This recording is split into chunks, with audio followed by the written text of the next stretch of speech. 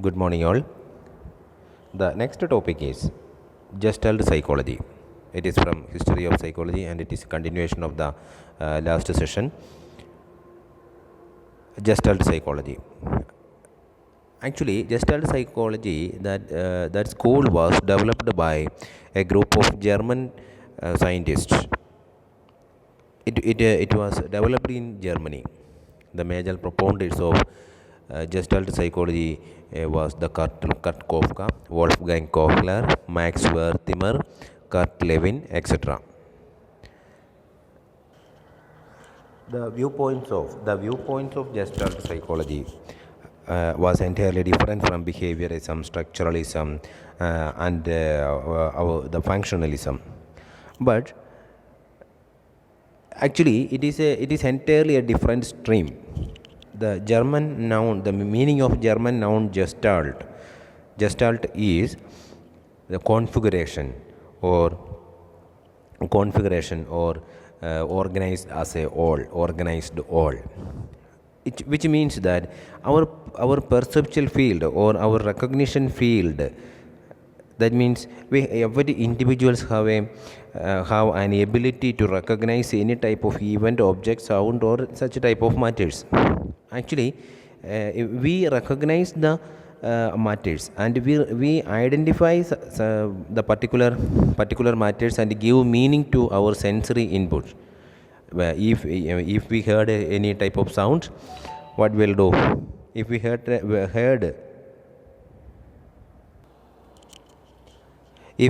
any sound, what will happen? We give meaning to that sound, or we interpret a meaning from that sound.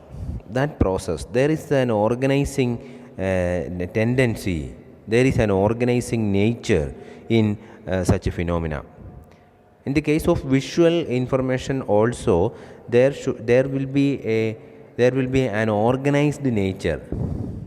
If we see a person, what will happen? We interpret the entire information. We organize the entire information from that object. The height of that person, the color of that complexion of that person, or the weight of that person, the walking pattern, dressing style, conversation style. We interpret and we organize all these elements of that person and try to identify such a person, identify that person.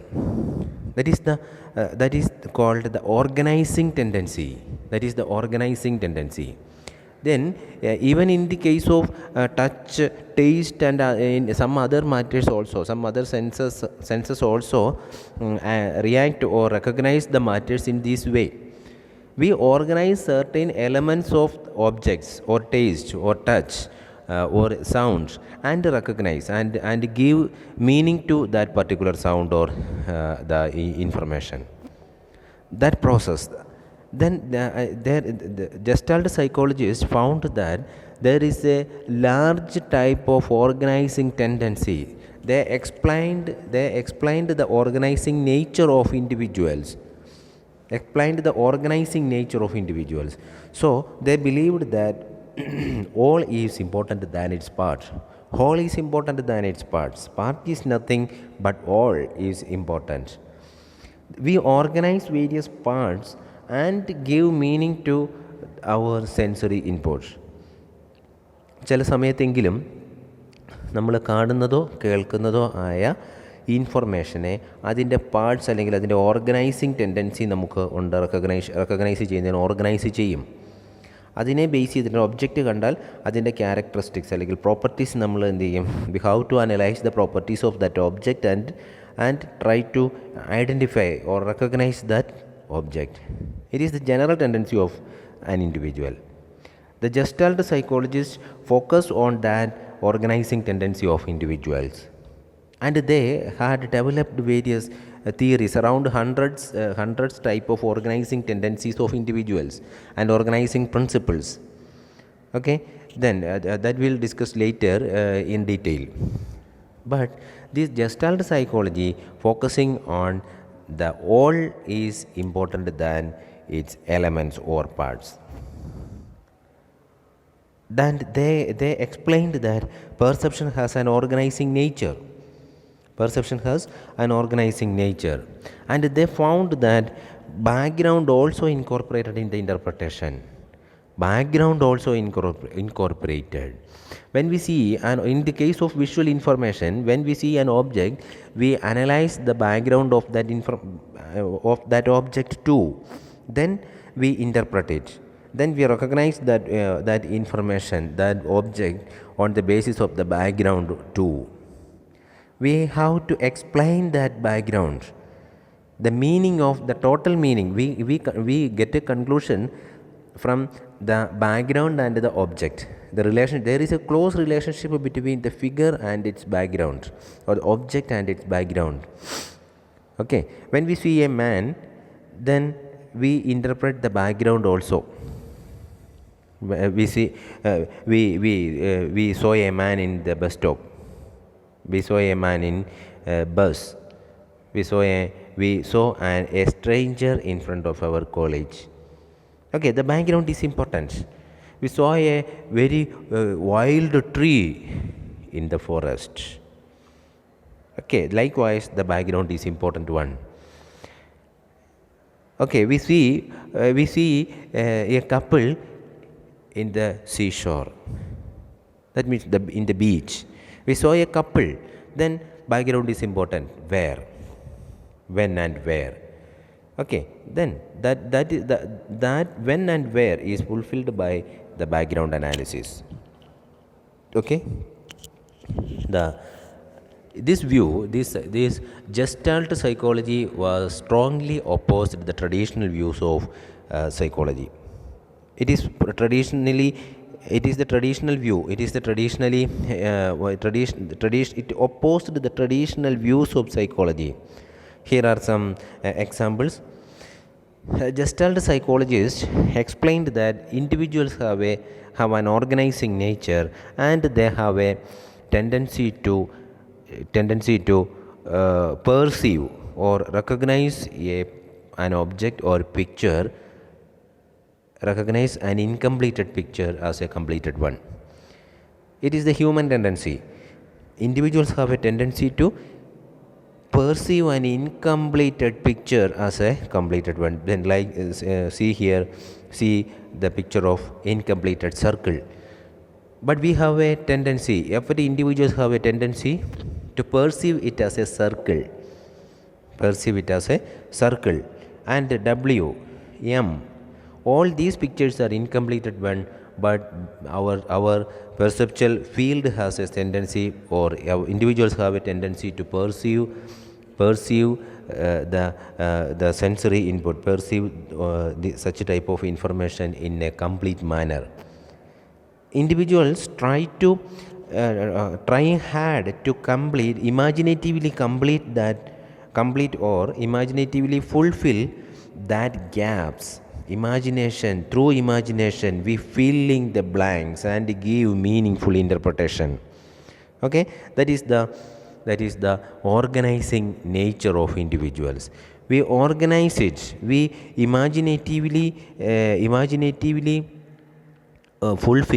completed that picture and interpret or understand in that way, not an incompleted way.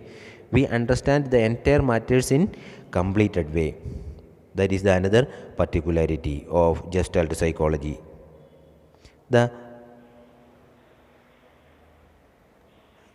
next topic is the psychoanalysis. Psychoanalysis, actually, it was the brainchild of Sigmund Freud. It is developed by Sigmund Freud. Actually, Sigmund Freud was a giant. He was a Viennese physician. He developed the psychoanalysis.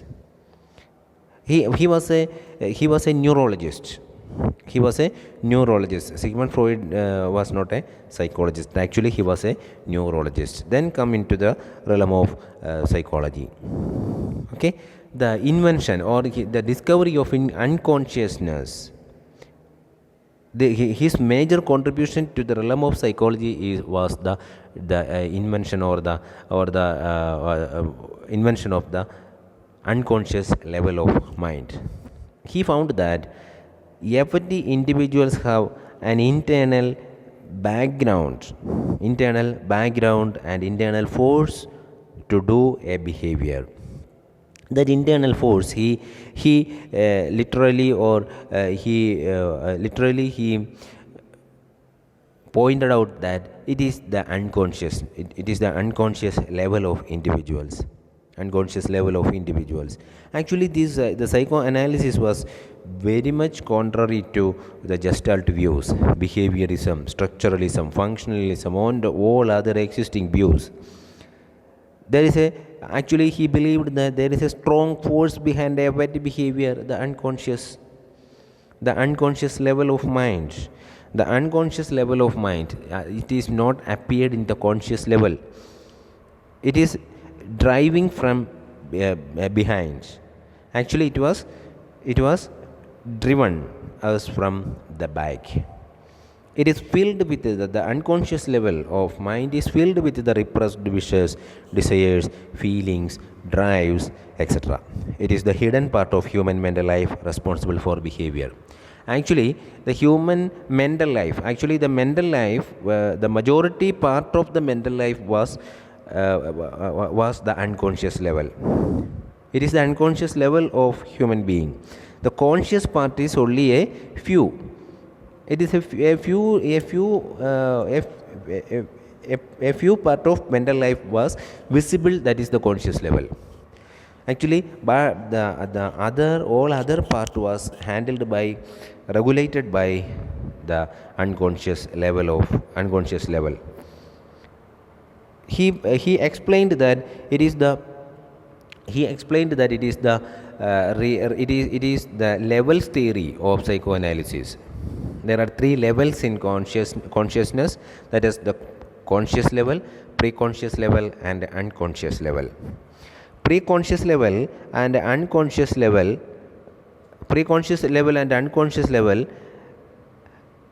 it was actually there was many of the studies conducted by various other researchers in this field, consciousness and preconscious level, but his contribution was the invention of unconscious level of mind.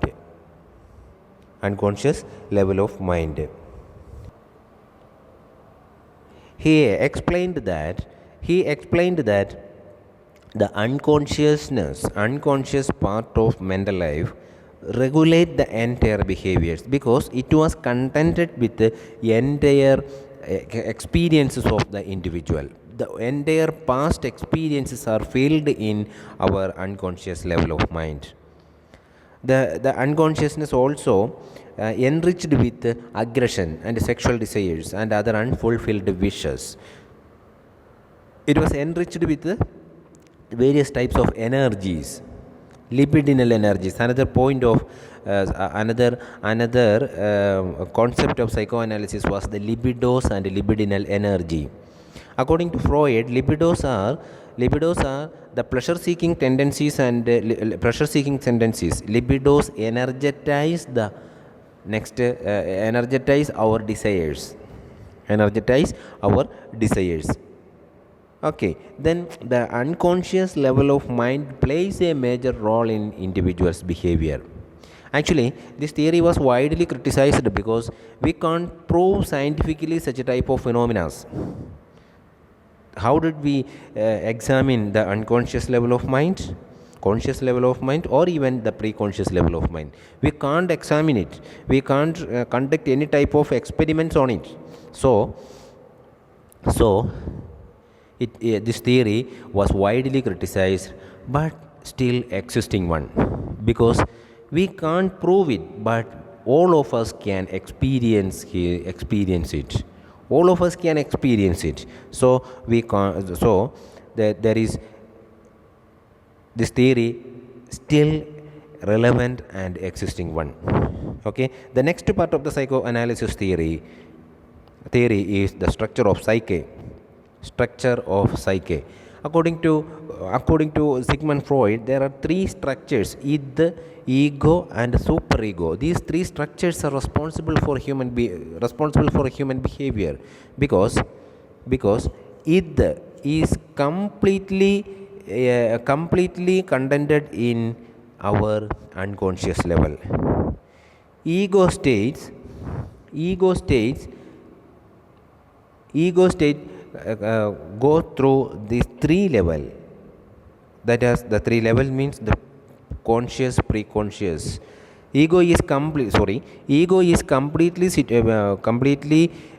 situated on conscious part of our levels, conscious part of our three levels: consciousness, pre-consciousness, and unconsciousness.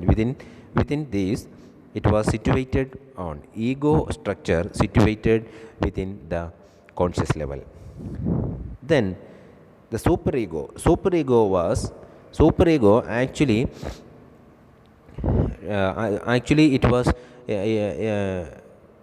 it was included in the three levels of consciousness. That is, superego was situated in the three structures that are the three levels, that are conscious level, pre-conscious level, and unconscious level.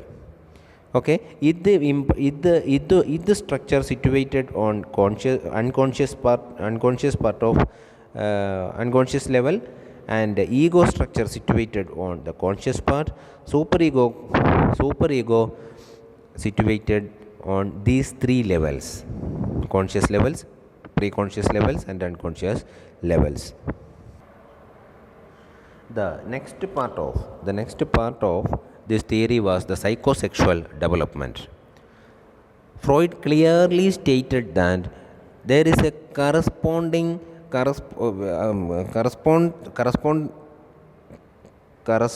to the physical development, there will be a sexual development. Corresponding to the physical development of a child or a man, there will be a sexual development and psychological development. So he called that stage is psychosexual development. Any other researchers explain or examine such a type of matters in psychology? The only one man, the giant Sigmund Freud, examined that phenomenon. He found that in this stage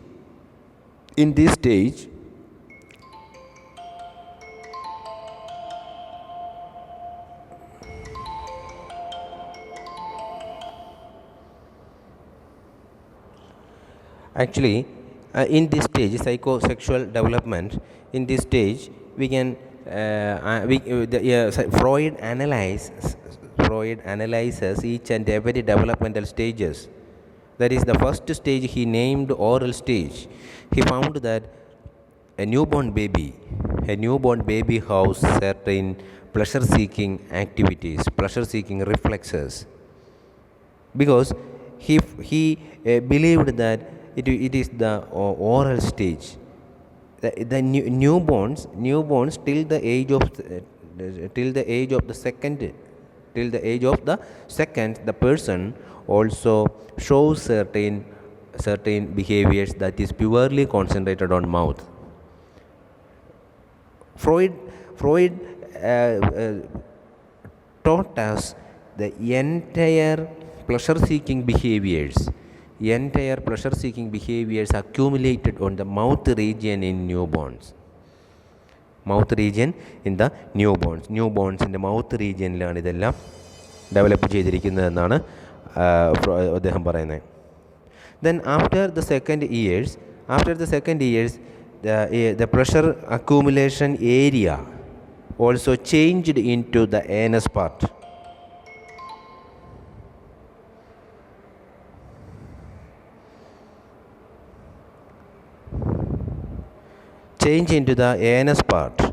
Then that was called the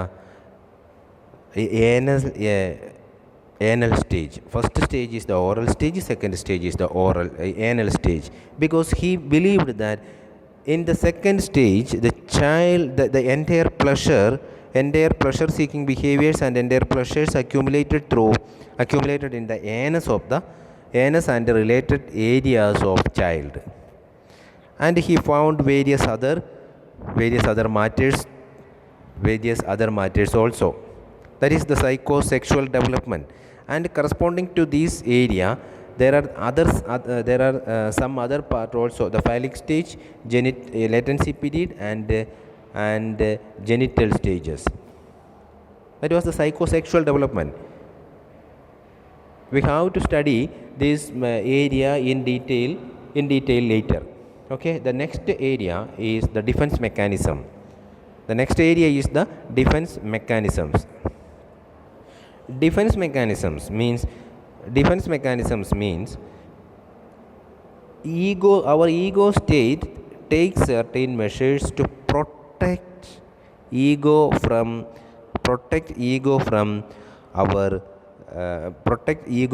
anxiety, and ego takes certain measures to safeguard himself. That safeguarding techniques are called the defense mechanisms. ഈഗോയ്ക്ക് ഏതെങ്കിലും തരത്തിലുള്ള threat വന്നാൽ ആ ത്രെട്ടിൽ നിന്നും ഈഗോയെ സംരക്ഷിക്കാൻ വേണ്ടി ego എടുക്കുന്ന ചില protecting ഷീൽഡിനെയാണ് നമ്മൾ ആക്ച്വലി ഡിഫൻസ് മെക്കാനിസം എന്ന് പറയുന്നത്. ഓക്കെ, അതിനാണ് ഈ ഡിഫൻസ് മെക്കാനിസം എന്ന് പറയുന്നത്. Defence mechanisms always there are various types of defense mechanisms: projection, denial, rationalization. അല്ലേ, ന്യായീകരണം എന്നൊക്കെ നമ്മൾ പറയും. നമ്മൾ ഏതെങ്കിലും ഒരു കാര്യം ഉണ്ടെങ്കിൽ അതിൻ്റെ റിയൽ ഫാക്ടർ ആയിരിക്കില്ല നമ്മൾ പറയുന്നത്. അതിനോട് ബന്ധപ്പെട്ട് നമ്മൾ എന്താ താമസിച്ചു പോയെന്ന് ചോദിച്ചാൽ നമ്മൾ പറയും ബസ് കിട്ടിയില്ല. ആക്ച്വലി ബസ് കിട്ടാത്തതായിരിക്കില്ല, രാവിലെ എഴുന്നേറ്റപ്പോൾ താമസിച്ചു പോയതാണ്, ഒത്തിരി വിളിച്ചതാണ് വീട്ടിൽ നിന്ന്. പക്ഷേ നമ്മൾ മടി പിടിച്ച് ഒന്നോടെ ഒന്ന് കിടന്നിട്ട് എഴുന്നേക്കാൻ വേണ്ടി കിടന്ന് താമസിച്ചു പോയതുകൊണ്ടാണ് നമ്മൾ കോളേജിൽ താമസിച്ചെത്തിയത്. ബട്ട് ആ ഒരു ഇൻഫർമേഷൻ, ആ റിയൽ ഫാക്ടർ നമ്മുടെ ഈഗോയ്ക്ക് ഒരു ത്രെട്ടാണ്, നാണക്കേടുണ്ടാക്കാം. സോ നമ്മൾ എന്ത് ചെയ്യും? മറ്റൊന്ന് പറയും. അത് സബ്ലിമേഷനാണ്, ചാനലൈസേഷനാണ്. നമുക്കത് സബ്ലിമേഷൻ എന്നും ചാനലൈസേഷൻ എന്നും ഒക്കെ ഇതിനെ നമ്മൾ അത് മറ്റൊരു സബ്ലിമേഷൻ അല്ലെങ്കിൽ ചാനലൈസേഷൻ എന്ന് പറയുന്നത് it is another defence mechanisms. We hide out our egos because the real factor creates certain threats, or it creates certain anxiety to the ego. ഈഗോയ്ക്ക് ആങ്സൈറ്റി ഉണ്ടാക്കുന്ന ഒരു കാര്യവും നമ്മൾ സമ്മതിക്കത്തില്ല. നമ്മൾ സബ്ലിമേറ്റ് ചെയ്യും. നമ്മൾ എഴുന്നേറ്റ് താമസിച്ചു പോയി എന്നുള്ളത് പറഞ്ഞാൽ നാണക്കേടുണ്ടാവും എന്നുള്ളതുകൊണ്ട് നമ്മൾ എന്ത് ചെയ്യും? എപ്പോഴും നമ്മൾ പറയുന്നത് നാണക്കേടുണ്ടായി എന്നായിരിക്കില്ല പറയുന്നത്. ഈഗോയ്ക്ക് ഒരു ത്രെട്ട് വരുന്നു, ആങ്സൈറ്റി വരുന്നു, അല്ലെങ്കിൽ നാണക്കേടുണ്ടാകുന്നു എന്ന് കണ്ടാൽ ഉടനെ നമ്മൾ ഏതെങ്കിലും തരത്തിലുള്ള ഡിഫൻസ് മെക്കാനിസംസ് യൂസ് ചെയ്യും. അതിലൊന്നാണ് എഴുന്നേറ്റ് അത് താമസിച്ചു പോയി എന്ന് പറഞ്ഞാൽ എല്ലാവരും കളിയാക്കും. അതുകൊണ്ട് നമ്മൾ എന്ത് പറയും? ബസ് കിട്ടിയില്ല. That is the sublimation. ചാനലൈസേഷനാണ്, സബ്ലിമേറ്റ് ചെയ്ത് വിടുകയാണ് ചെയ്യുന്നത്. അതുപോലെ തന്നെയാണ് റാഷണലൈസേഷൻ, ന്യായീകരിക്കുക. നമ്മൾ ചെയ്തതിനകത്ത് തെറ്റായിരിക്കാം, അതിനെപ്പറ്റി നമ്മൾ എന്ത് ചെയ്യും? റാഷണലൈസ് ചെയ്യും. അപ്പോൾ അതുപോലെ തന്നെ സോഷ്യലി അൺഅക്സെപ്റ്റബിൾ ആയിട്ടുള്ള അവർ desires reflected through sublimation, reflected through socially acceptable way. നമുക്ക് ആക്സെപ്റ്റബിൾ വേയിൽ പലപ്പോഴും നമ്മൾ സോഷ്യലി അൺഅക്സെപ്റ്റബിൾ ആയിട്ടുള്ള ഡിസയേഴ്സിനെ, താല്പര്യങ്ങളെ നമ്മൾ റിഫ്ലക്റ്റ് ചെയ്തേക്കാം. That is sublimation. Then there are 30 or 50 number of defense mechanisms are there. Okay, we can see it in detail later. The next one is the contemporary psychology. That is the third area of history of psychology. That is the contemporary psychology. That is the last one. In contemporary psychology, the predominant school is the humanistic psychology. It was developed by Abraham Maslow, Carl Rogers, Allport, etc. Till this era, psychology deals with various type of intellectual areas. That is the consciousness, elements of consciousness, then unconscious level, the ego, superego, and such type of. It was actually psychology actually laid in the intellectual area. The too much intellectualization was opposed by the humanist psychologists. They argued against such type of views, and they suggested that, and they developed another school and give much more importance to the human values. They give importance to the wants and needs of individuals. According to humanistic view, human behaviors are the result of need fulfillment. Because human beings, their entire behaviors are purposeful. They have purposeful activities. They are purposeful being. അവർ purposeful ആയിട്ടുള്ള ആളുകളാണ്. അവർക്ക് എന്ത് കൊടുത്തേ പറ്റൂ, അവർക്ക് അവരുടെ human വാല്യൂസിന് importance കൊടുത്തേ പറ്റൂ. They are purposeful being. Then individuals have a humanistic view proposed that individuals have a capability to adapt himself to environment. It is another quality of the individual, that is the adaptability of individuals. Adapt himself into the environment, adaptability. Then individuals have another characteristic, that is a free will and freedom of choice. Free will and freedom of choice are another characteristics. Okay, that is the contemporary psychology, the humanistic view. The key points of humanistic psychology was humanistic psychology focused on human values, desires, needs and wants of individuals, and they give more importance to the human beings. Okay, then this school viewed that individuals have a capacity to adapt himself to the environment. Then individuals have a free will and freedom of choice. Then the next one is the cognitive psychology. It is the cognitive outlook of the Gestaltist. It is associated with the Gestalt psychology, but entirely different. It is entirely different from Gestalt psychology. It is the cognitive outlook of the Gestaltist.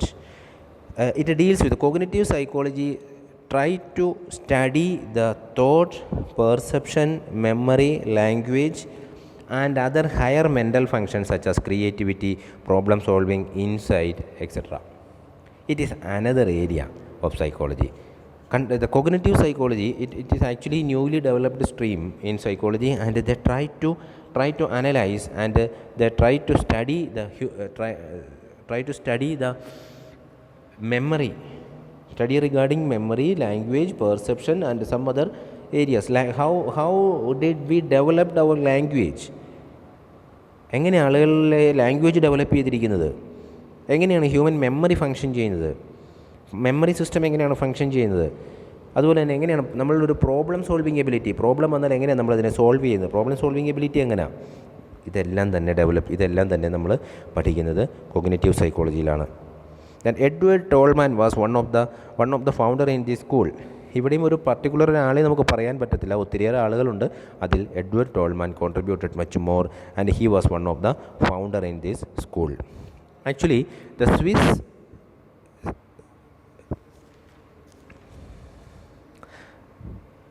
Swiss researcher Jean Piaget, scientist Jean Piaget was the predominant man in the field of cognitive psychology. Piaget's theories and Piaget's approaches was widely accepted by the world. It is a contemporary view. He was the prominent man in the field of cognitive psychology. Okay, cognitive psychology is the latest approach, and in-depth studies was going on in this field. Okay, then the history of psychology was finished here.